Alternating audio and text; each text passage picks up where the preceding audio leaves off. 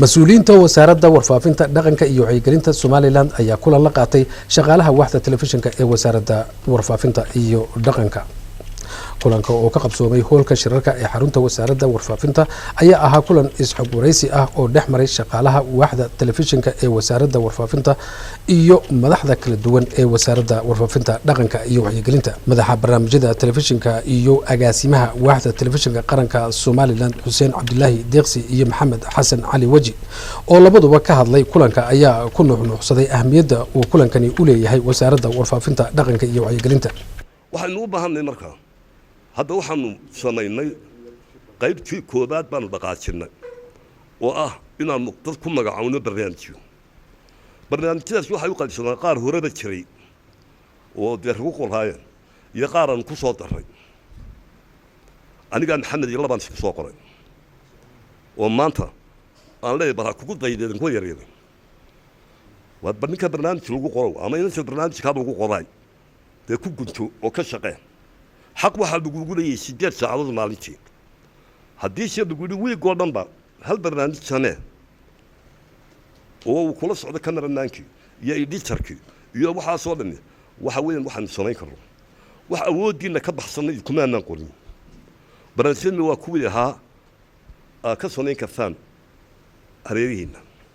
maha barnaamijyo u baahan in la safro ama la dhoofo bal kuwaasi ha dambeeyeen waa kuwa aynu ka samayn karno agagaarkeenna oo environmentkooda inoo dhow yahay iyo wuxuud waxna ka taraya wax soo saarka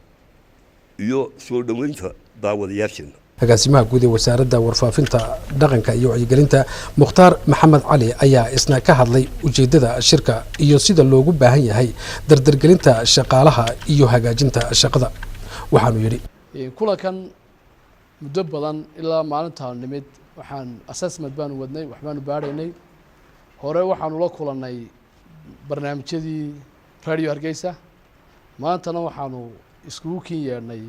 iyadoo uu ka go'aan ku socday xagga wasiirka oo aan doonaynay inaan la kulanno waax iyo qayb wasaaradda alxamdulillah maanta haday noqotay maalintaynu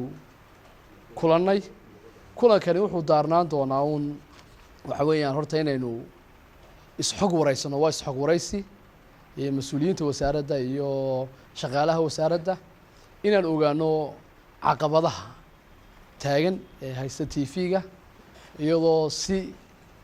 aan turxaan lahayn laakiin xaqiiqda jirta la ogaan doono aan u nimid oo doonayna inaan ogaano xaqiiqda taagan ee haysta TV-ga qaranka ama inuu yiraahdo TV-geenu cirku maraya ama inuu yiraahdo dhulku maraya xaqiiqdu waa xaqiiq jirta inuu ogaano TV-geena maxaa kalifay in TV-geena oo ka shaqeeyaan TV-ga qaranka 208 qof ku qoran yihiin maanta aynu aragno dayacnaan badan inay nagu jirto oo barnaamijyada wararku 4 soo galaan laakiin barnaamijyadu jidulkoodu waa 5 galabnimo waxweeyaan maanta warkii baxay saaka xilliga socday markuu 5 soo galaya ama 4 soo galayo maxaa la qabanaya caqabadu xaqiiqo timid xaqiiqdeena suuraysan doonaa waxay noqon doontaa taas oo ama ay noqon doonto caqabadu shaqaalaha ama ay noqon doonto mas'uuliyiinteeda. ugu dambeyntii wasiirka wasaaradda warfaafinta dhaqanka iyo wacyigelinta mudane Maxamed Muuse Deeriye oo isna kulanka ka hadlay ayaa waxa uu sheegay in ay mas'uuliyiin ahaan ka go'an tahay tayeynta shaqada iyo shaqaalaha wasaaradda warfaafinta dhaqanka iyo wacyigelinta. hadaladiisana waxaa ka mid ahaa qodobkaynu u baahanay waxa weeye inaynu qaranka daacad u haano oo aynu shaqadeena daacad u haano waayo haddaad shaqada daacad ahaan weydo naftaadana wey naftaadana been baad u sheegaysaa markaa wey sidii la sheegay shaqadaad haysaa waa shaqo qurux badan waa shaqo qurux badan oo magac leh laakiin inaanay manfac badan lahayn ayaa suuragal ah waayo dee cawkiya baad ka garanaysaan muxuu ahaa xaajiga weyn halkan fadhiya nimanka waaweynaa magacooga maqashaan meel walba lagu horjoogsada aniga qolada abwaanada ama suugaanyahanka iyo wariyayaashu waa isku mid wuxuu magacaasay leedahay manfac badan se inaanay lahayn waa laga yaabaa haddii aynu dhaqaalayo waxoogaa helana oo dalka dee ilaahay wayna siin doonaaye socodkiina iyo adduunka marka laydiin kala diro hebelaan noqon doontaan dee wixii soo baxaysa soo saara weyn